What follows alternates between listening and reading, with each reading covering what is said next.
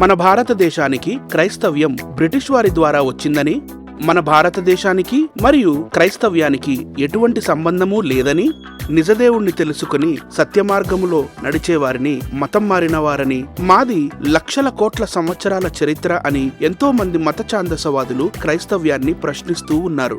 ఇలాంటి ప్రశ్నలకు సమాధానంగా పాస్టర్ జాన్ కొయ్య గారు జీసస్ మినిస్ట్రీస్ విశాఖపట్నం నుండి జూలై 3వ తారీఖున ఇండియన్ క్రిస్టియన్ డే రోజు ఒక సెమినార్ ని నిర్వహిస్తున్నారు.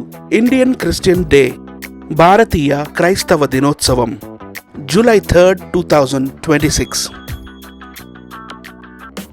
యేసుక్రీస్తు యొక్క 12 మంది శిష్యులలో ఒకరైన తోమా మన భారతదేశానికి యేసుక్రీస్తు యొక్క సువార్తను తీసుకువచ్చిన దినమది.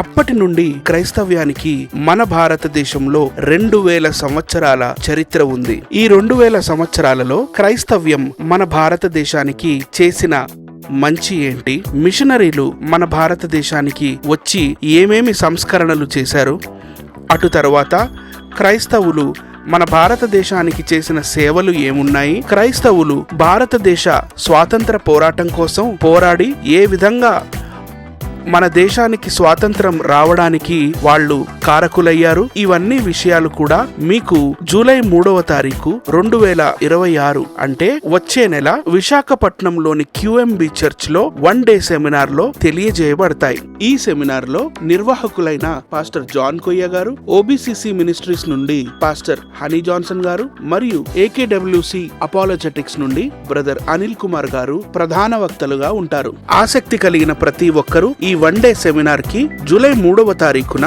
QMB చర్చ్ కి వచ్చి పాల్గొనవలసిందిగా మా ప్రార్థన.